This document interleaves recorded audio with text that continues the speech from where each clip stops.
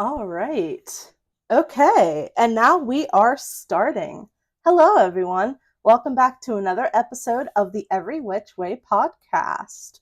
My name is Dana, for those of you who are just tuning in. And if I were a Pokemon, I would be a Snorlax. Snorlax is not my favorite Pokemon, but if I'm being realistic, it would be a Snorlax because I like to eat and I like to take naps. So there you go. hmm But yeah, not that this is a Pokemon podcast now. No, it's not. It's not. So, how have you all been? How have things been going for you to this past week? How was your weekend? My week was okay. Uh, just a drama queen at work, being doing what drama queens do best. But that's okay. They have a small dick, so it's fine. And besides, that week's over. I have a 3-day weekend. Thanks to good old Christopher Columbus, that twat. But hey, I get an extra day off, so 3-day weekend. Woo! Oh goodness, right now I have some namaste incense burning. It's namaste. And funny story, a couple years ago, I think my for her birthday, I purchased for my future mother-in-law a birthday card, and it said "Namaste, bitches," and she got a kick out of that. So the incense, it just reminded me of that. Um, let's see, what recent things have been happening. Um, I haven't. I'm not caught up yet on Agatha all along. I'll be catching up on that today. Um, Yesterday, I went to a Half Pint Creamery, which is an ice cream shop uh, in McSherrystown. They were doing. Hold on. Sorry about that. I had to adjust my headphones. My glasses are starting to come off. But yeah, I went to Half Pint Creamery yesterday, Friday, because they were doing a trial run of hot cocoa floats. And let me tell you, that thing is delicious. I hope that it did well enough that when they reopen and do their Christmas in July like they usually do, that it's part of the menu because that was phenomenal. And I couldn't recommend it enough. So, yeah.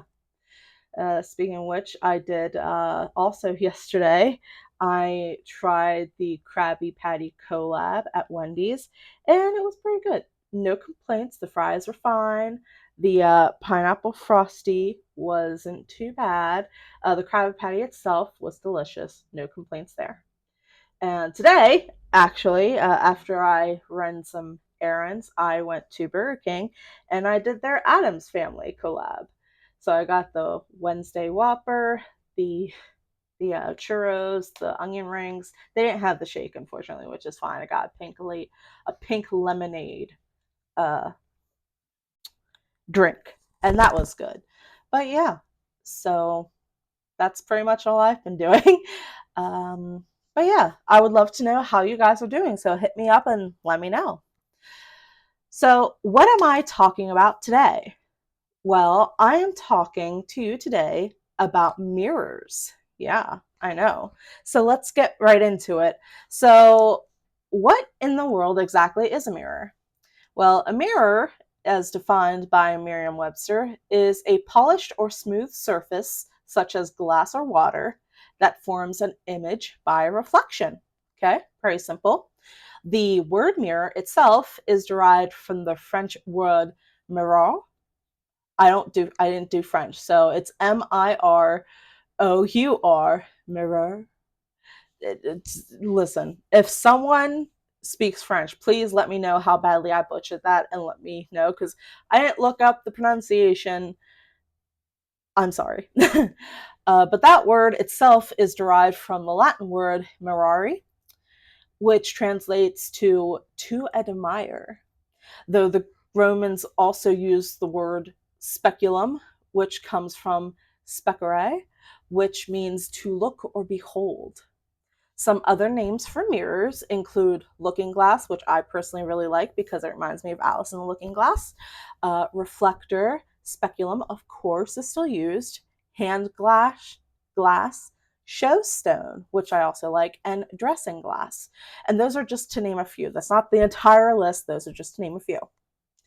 So now that we've established a baseline of what a mirror is, in case you don't know what a mirror is, let's do a little bit of history. So, technically speaking, water or shiny stones or stones that had water pooled on them were the first mirrors ever used by mankind.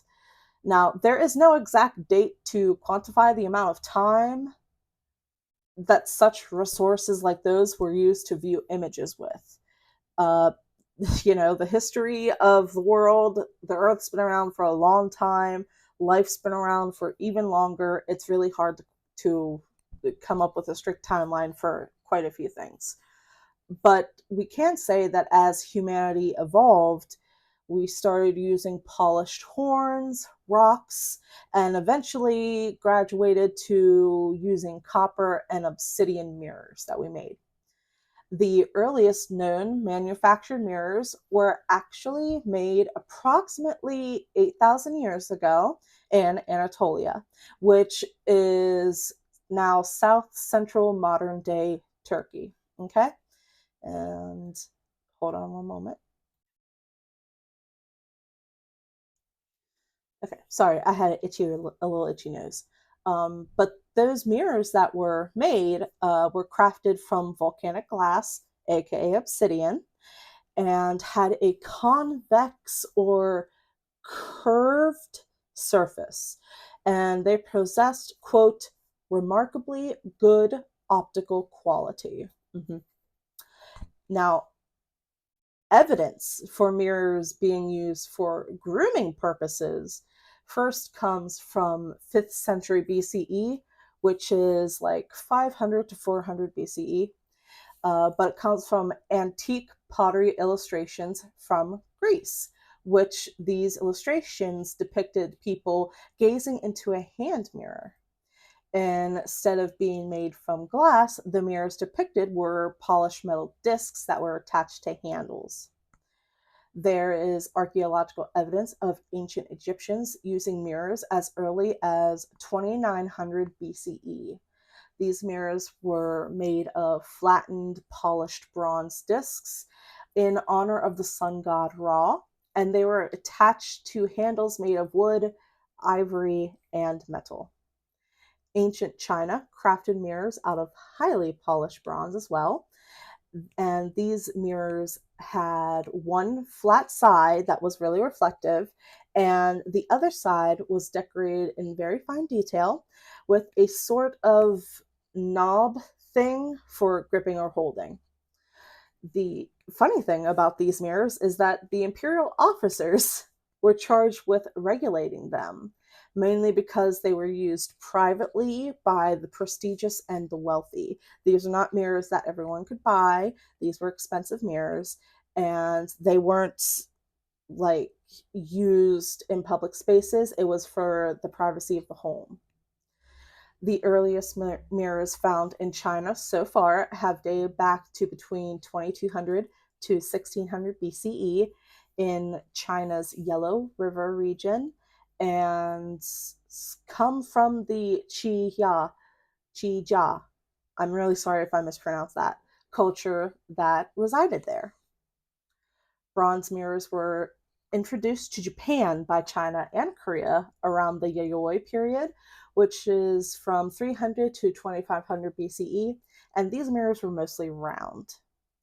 Moving on from Japan to ancient Central and South America, pyrite mirrors were the most prevalent, specifically iron and marcasite pyrite, though they did also have obsidian mirrors as well. Such mirrors spanned from Mexico to Ecuador to Peru.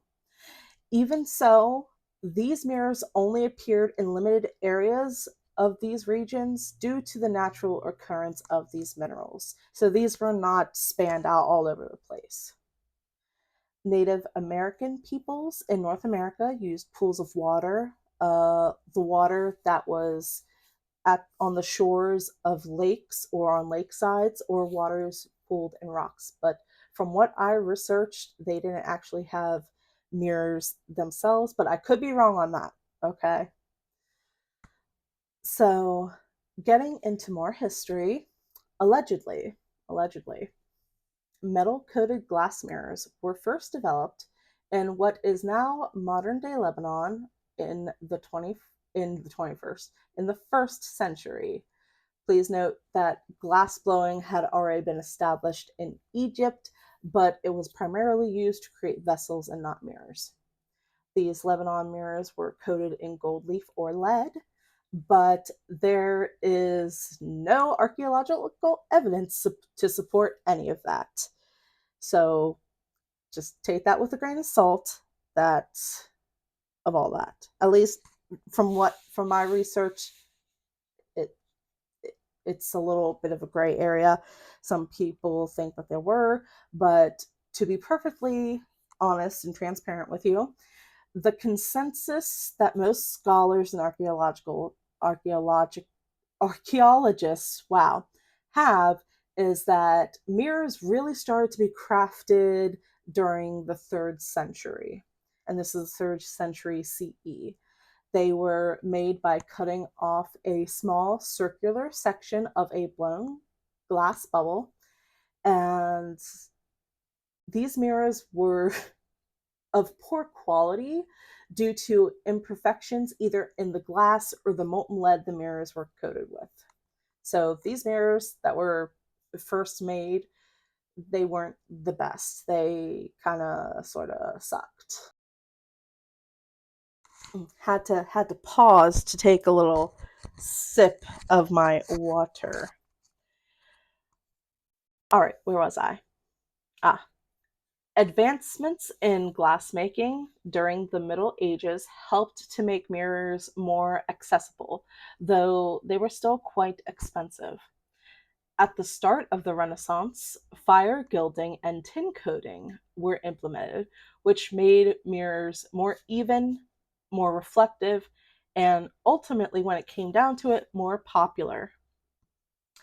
Venice became the epicenter for the use of fire gilding for mirrors in the 16th century and would continue to be so for another century yet. The mirrors, which were called Venetian mirrors, were highly sought after by nobility. By the end of the 17th century, though, France, good old Francie Pants, had discovered the secret technique that Venice used, and they began to produce mirrors en masse, making them more affordable. Now, just because they were more affordable does not mean that they started to be used everywhere, but that's okay because we're soon going to get to that. Sorry, I skipped a paragraph ahead. Wow. Late in the Industrial Revolution, producing large amount of glass panes became easier to make due to the ribbon machine, which is a device that makes glass light bulbs. And the reason why I bring this up is because about 30 or so years before the end of the Industrial Revolution, German chemist Justus von Liebig invented the silvered glass mirror, and that was in 1835. This patent was eventually adapted for mass production, making mirrors even more available. And fun fact, this type of mirror is still commonly found across the world today. And that's kind of brought us, no, not kind of, that has brought us to modern day mirrors. So, are how mirrors are currently made depends on their use. But the general process of making a mirror goes something like this. The first step is to clean the glass, and that is because by itself, glass isn't very reflective. So the glass is thoroughly cleaned, polished to perfection, and freed of any impurities or dips. Step number 2 is silvering. Most modern mirrors actually use aluminium, as it's more reflective. Aluminum is applied to the clean, polished glass and bonds with it. The next step, Step number 3 is protection. Dielectric layers, which are materials that have high electrical resistivity, are then applied to enhance reflectability and reduce scratching and oxidation. This is also the step where the mirror is laminated to protect it during transportation. And step number 4, inspection and cutting, is the final step. Once the mirrors are made, they're inspected for quality assurance and then cut to how they're meant to be shaped. Moving on to some deities who are associated with mirrors. I have a couple here. The first one is Venus or Aphrodite. And Aphrodite, Venus, is sometimes depicted with a mirror, and actually the astrological symbol for the planet Venus is the goddess's hand mirror. So that circle with the vertical line and then the small horizontal line, that is supposed to symbolize Venus's mirror. So there you go, the more you know. The following deity, Zagreus, is Zagreus. And he was contemplating his own reflection in a mirror before he was destroyed by the Titans. But the Titans, I don't think that they messed up, but I think that's just how this deity is, because Zagreus did not stay dead. He was born again, but this time he was born as the god Dionysus. So sometimes Dionysus is associated with mirrors, and that's part of the reason why. Third is Length, who is an Etruscan goddess of death, the journey to the underworld, which I think is pretty cool, and of the underworld itself. And she is depicted in 2 mirrors with other deities from antiquity. The fourth deity that I have is Tezcatlipoca, who is an Aztec god of night, sorcery, and patron of warriors and kings. His name means smoking mirror, and he is sometimes depicted with an obsidian mirror himself.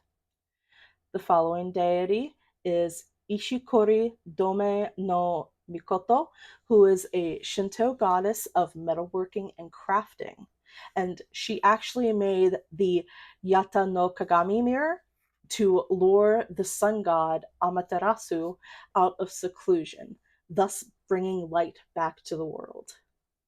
After her, we have Hathor, who is the Egyptian goddess of love, fertility, dance, and beauty, and she is often depicted with a sun disk or a sun mirror set between her cow horns.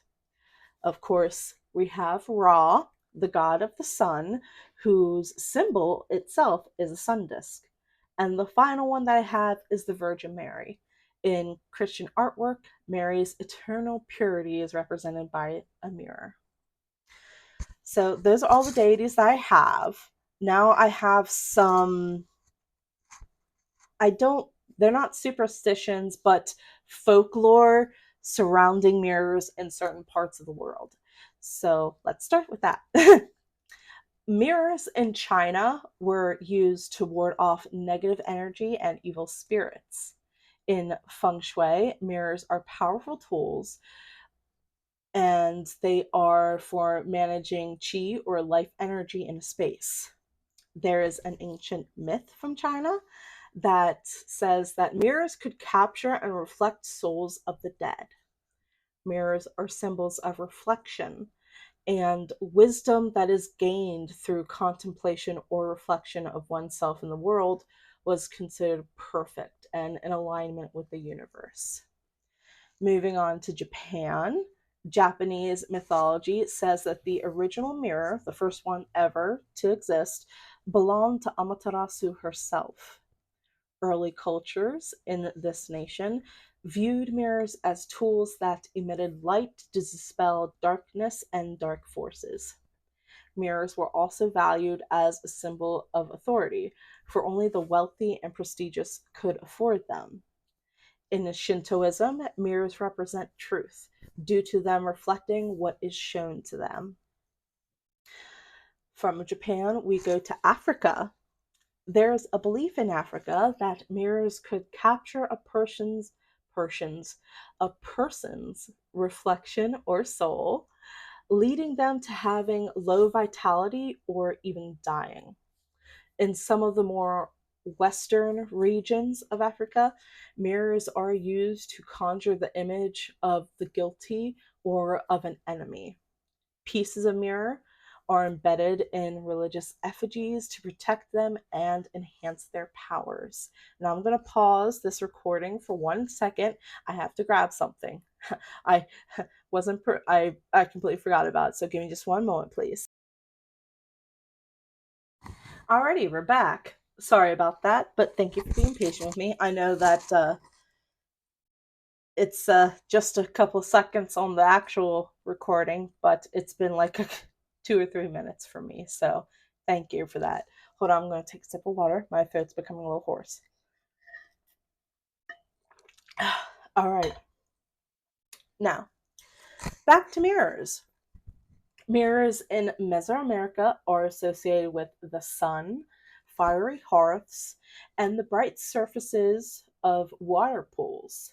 So there's a nice duality of fire and water, of the fiery passion of emotion, but of the calm, cool clarity of intuition and wisdom, which I really like. In addition to that, they were also seen as conduits for supernatural forces, as well as metaphors for caves, which I freaking love. I've never gone like cave exploring by myself. I've been to the Indian Echo Caverns here in Pennsylvania, and those were gorgeous. I haven't been for a while. I would love to go back though. Anyway, for Native people in North America, mirrors symbolized wealth and prestige, but they weren't used so much for reflecting images as they were for reflecting light. So, ancient, not ancient, but when mirrors were first introduced, they weren't used by the Native Americans for like gazing in, but for tools, which is also really cool. During the 17th and 18th centuries in Europe, mirrors were a status symbol for the wealthy and powerful. Wow, who knew? Artwork from the Renaissance era used mirrors as allegories for vanity. Catoptromancy was a divination practice that used mirrors to divine the future. And I got that on the first try. First try. Wow. Great. Good for me. A belief that mirrors reflected a person's soul and that a distorted reflection meant that the soul was corrupted was also popular. In the 16th century, mirrors were commonly concealed behind curtains or shutters to protect the glass, but also to hide an illicit image, such as a portrait of a mistress or a lover. Ooh, scandalous. Oh, such scandal. Much, much scandal. So there's a little history and some folklore, but what about the superstitions that surround mirrors? Well, we do have a good bit, and I'm going to read some off to you. And there are actually some that I have found in a book that I got. And I got this book a long time ago. Not a long time ago, like last year. So it's been a while. But it's called A Book of Old-Fashioned Superstitions, Black Cats and Evil Eyes by Chloe Rhodes. And it's an interesting and fun read. If you're able to pick it up, I do recommend getting it. But I'm going to read a couple passages that it has on mirrors in this book when, it's relevant to what I'm talking about. So, some superstitions surrounding mirrors. Now, I'm going to read these to you. I am not saying that these are true. These are just superstitions. It's just some things that people in some areas of the world believed and still believe to this day. So this is just for fun. Have fun with it, guys. It's okay to have fun. But Here we go. So, if a married couple looks into a mirror after saying their I do's, they'll create an alternate universe where their souls can live together forever. It's also said that breaking glass on one's wedding day is a good omen, as the shattered pieces of glass represent the number of years the couple will have together. But, like, real talk, what if you do break like glass? And it specifically said glass, not a mirror, but I wanted to add it anyway because it's kind of fit. But what if you like broke it and it only shattered into two big pieces?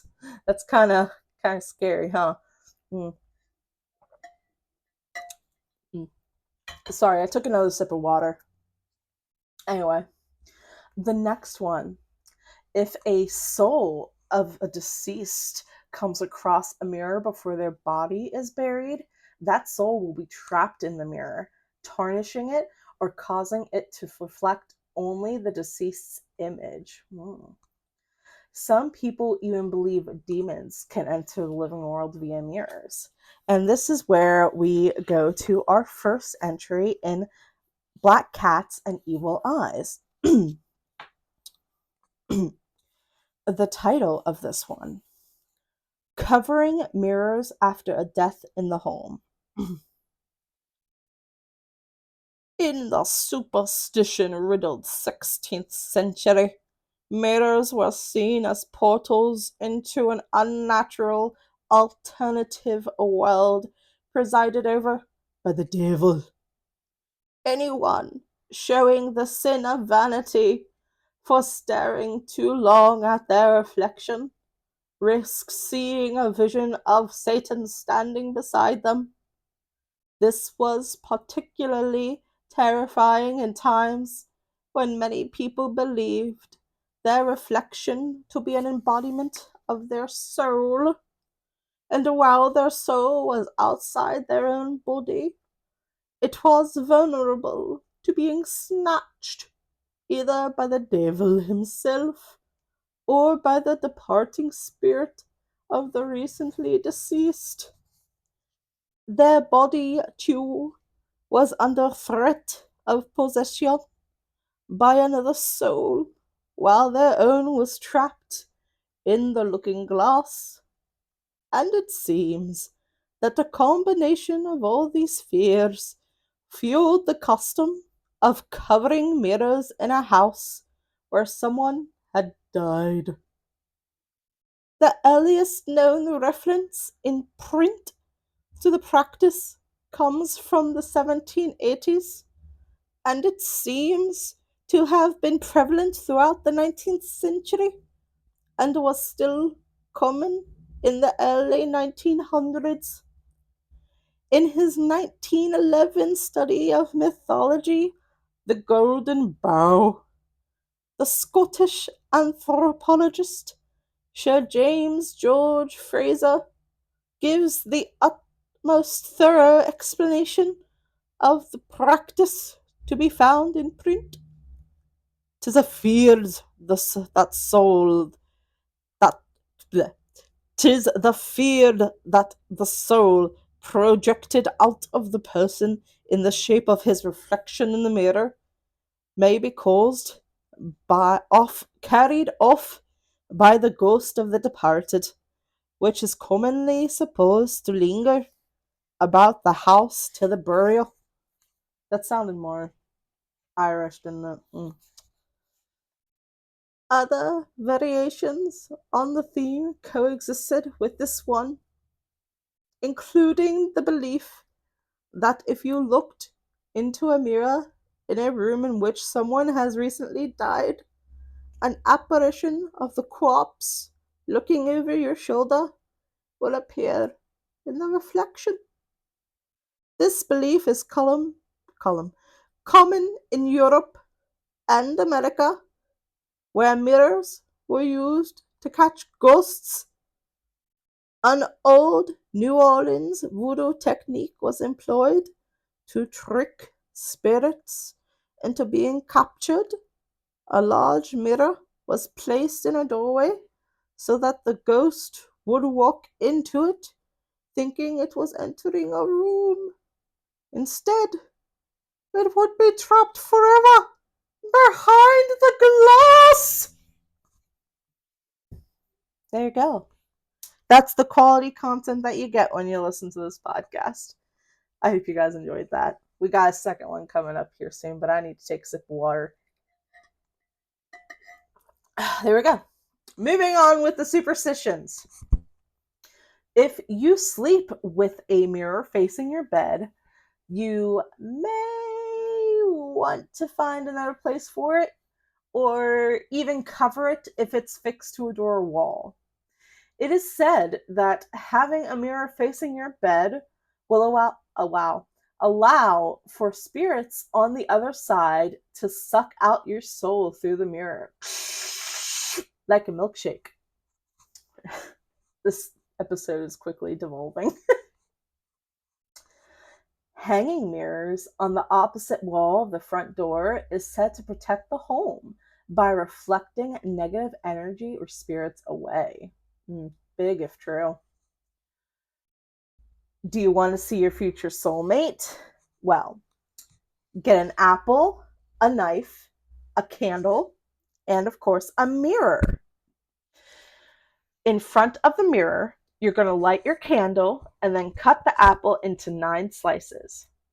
Eat 8 of the slices and throw the 9th one at the mirror. Your soulmate will appear to catch the slice. But please note, this ritual is only to be done on Halloween or it won't work. That's the superstition. Feeling anxious or nervous? Looking at your reflection in the mirror is supposed to take all of your trouble to the spirit world. But don't stare for too long, or the spirits just might take your soul. Wow, okay. Legend has it that if you are startled by your own reflection while walking by a mirror, you just gave yourself good luck. However, trying to scare yourself on purpose won't work, though, and might actually give you bad luck. So, there you go. Dropping a mirror and it doesn't break means that good luck will be heading your way soon. Placing a mirror in your kitchen so that it reflects the stove burners is supposed to attract prosperity and wealth into the home. Here's one that most of us probably are familiar with. 7 years bad luck will come to anyone who breaks a mirror. Luckily, there are a few methods to reverse the curse. Throw salt over your left shoulder, specifically your left. Wait a few hours before picking up the broken mirror and burying it outside in the moonlight. And lastly, take one piece of the mirror and touch it to a tombstone. This last one is said to have an immediate effect.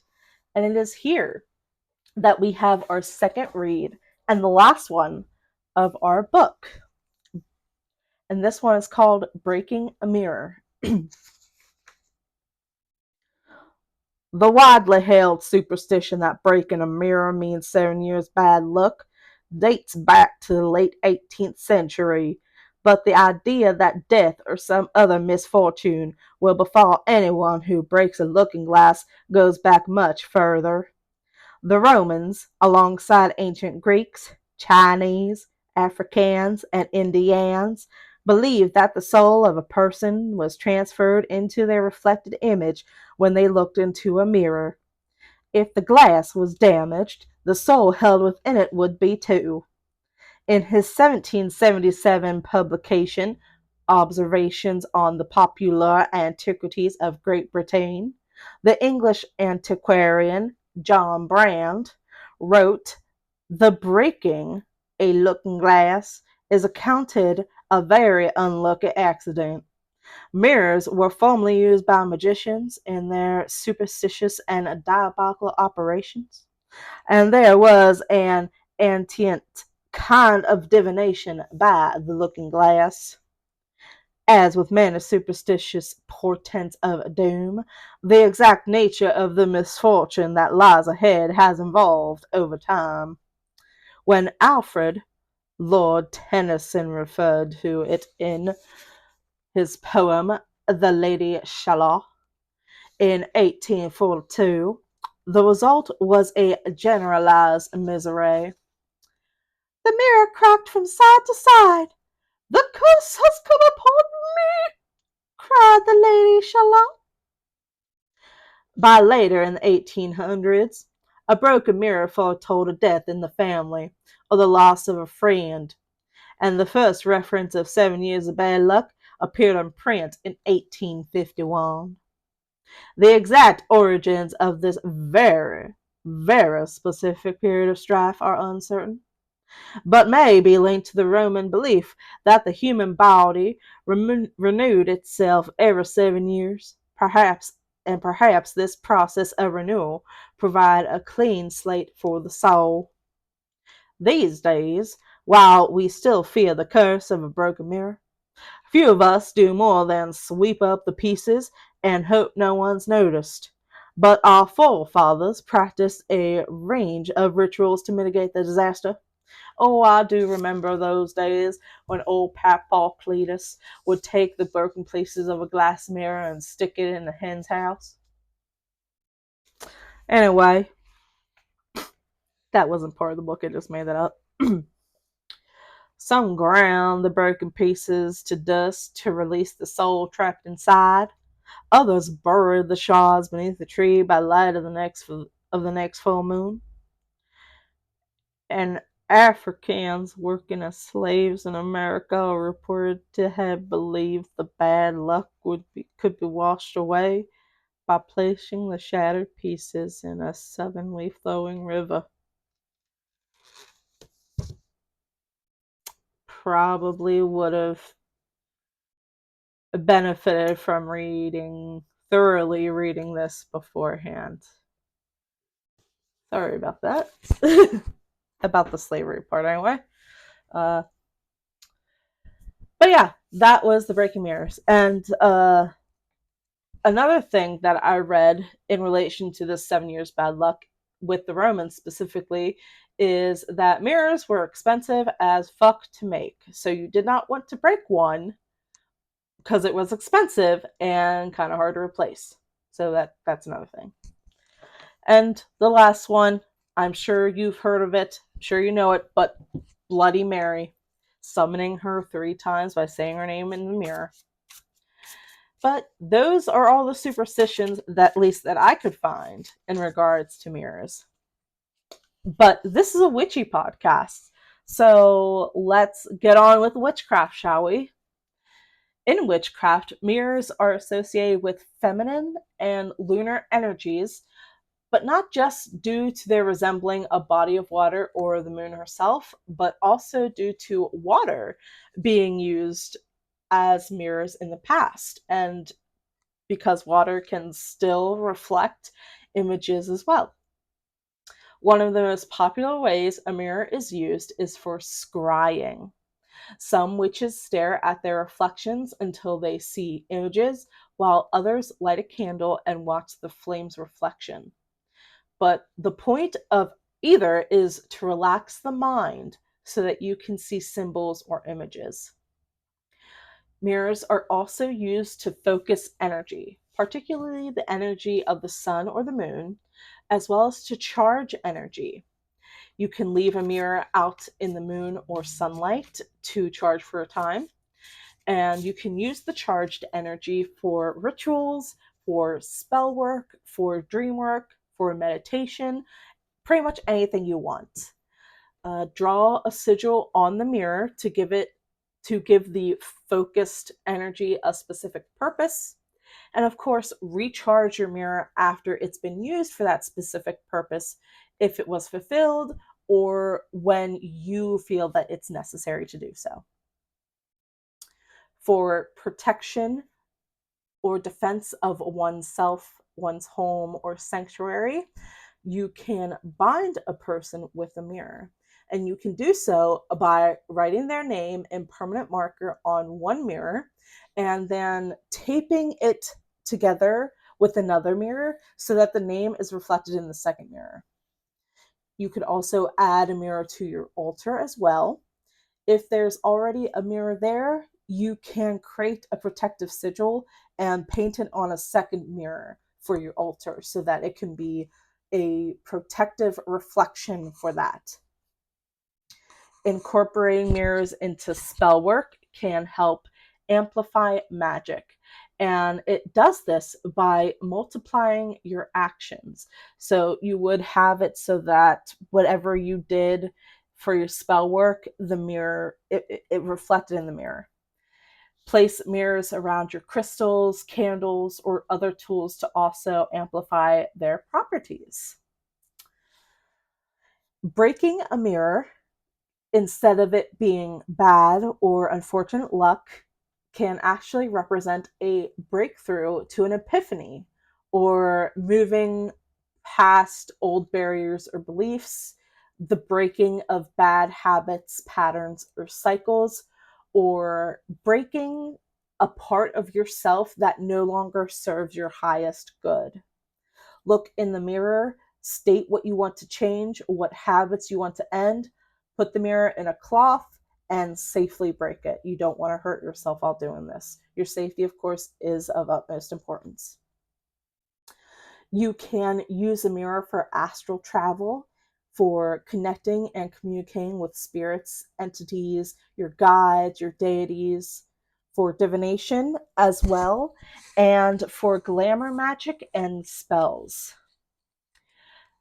I have steps here on making your own scrying mirror. So let's start. The first thing that you want to do when making a scrying mirror is you want to select your glass mirror and make sure that it is clean and blemish free.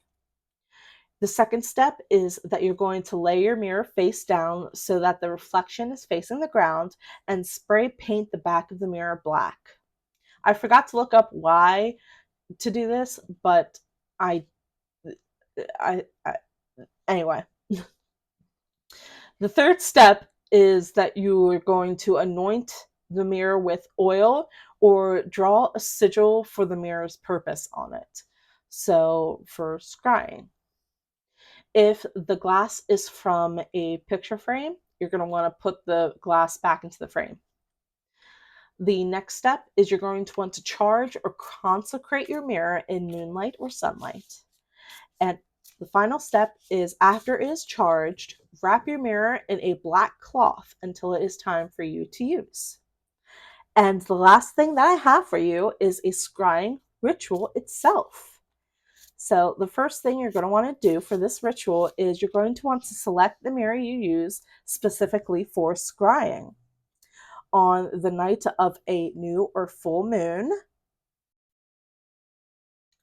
sorry, I had to pause because I sneezed and I didn't want my sneeze to scare anyone in the recording or for it to be really obnoxious or gross, so I paused everything.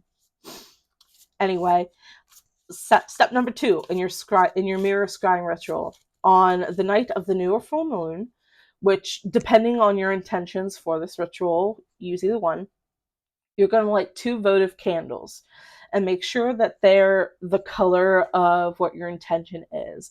And by that, I mean if you are scrying for, let's say,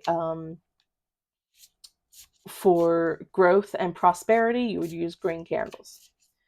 But of course, use whatever feels best to you. Anyway, you're going to light your 2 votive candles, one on each side of your mirror. Mirror scrying tends to work better at night, but it is easier, but it can be done at any time. It's totally up to you. But this one is for at night. Light an incense blend that works with your intention. So again, with the prosperity and growth. The following step is you're going to place your mirror on an altar or table. Step number 5 is you're going to turn off all lights except for the candles and, of course, the moonlight that's coming in through the windows. The mirror should look like a window or a dark tunnel, and nothing should be reflecting in it. Step number 6 is you're going to protect your space by however you do it. So casting a circle, visualization, calling in your guides or deities, however you want to do it. Once you've accomplished that, you're going to sit in front of your mirror. Step 7, take 3 deep breaths in and out to center yourself and begin to observe any images or symbols that you see in the mirror. And you can take as long as you need, as long as you feel comfortable. Once you are done, though, the final step is to record what you've observed in the mirror and end the ritual once you feel like you've accomplished your goal. And that's all I have for mirrors. I'm not gonna lie, this was a hefty topic to research because there was a lot to unpack as far as finding trying to find a timeline of when mirrors were used and introduced in certain places. And for some places, it had more than others. Um, for example, North American Native peoples, colonizers introduced mirrors to them, at least from what I read, and it's just a lot. It was a lot. So I hope that you guys enjoyed it and had a little fun with the reads, even the last one. Before we go, though, I'm going to do a reading, and I'm doing it from the Seasons of the Witch Samhain Oracle deck by Giada Rose, and illustrated by Giada Rose, and it's by Lorianne Anderson and Juliet Diaz. But again, it's Seasons of the Witch Samhain Oracle, and I'm going to do a little shuffle here.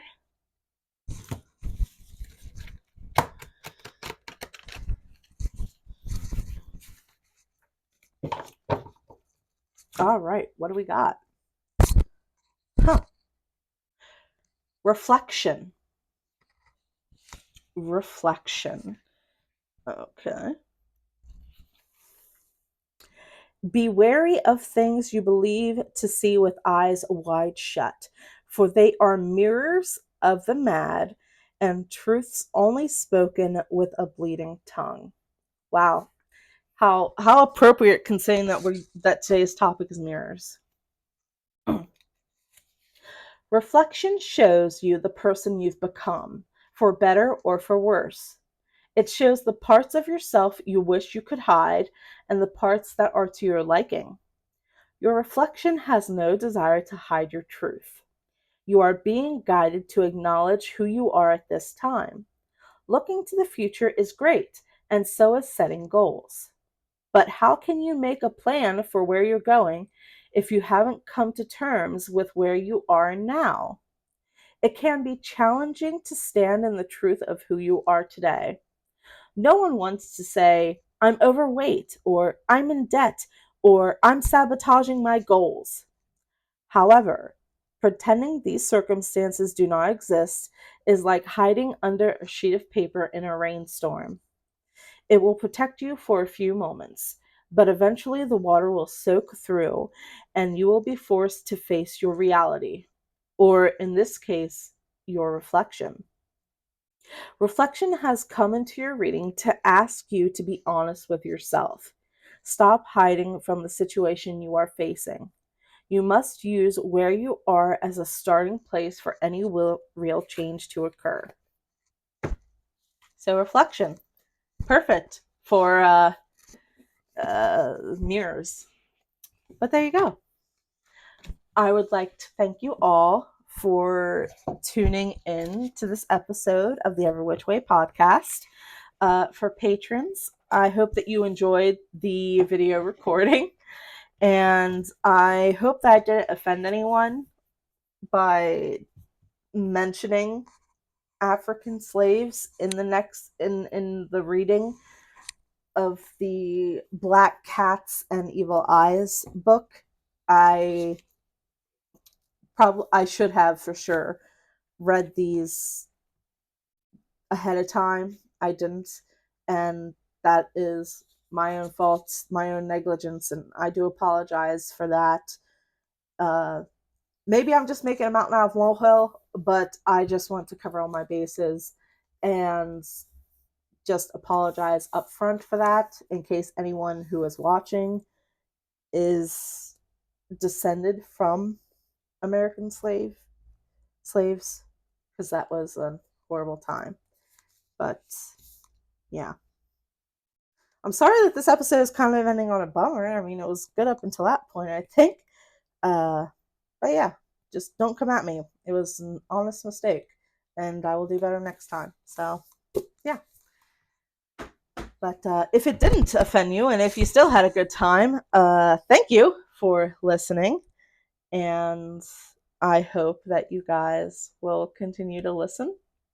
And yeah, I don't have anything else to say really. Oh yeah, of course, I do have a Patreon. A Patreon, if you are able to support the podcast, which would be great. I would love to get better equipment so that videos can be better, so that audio can be better. Unfortunately, it is hard because everything is expensive pretty much all over the world nowadays, and I understand that. But any little bit helps. It really does. So if you're able to donate, thank you. If you are not, just having you listen is enough. So yeah. Links to the Patreon and social media should be in my bio wherever you're listening.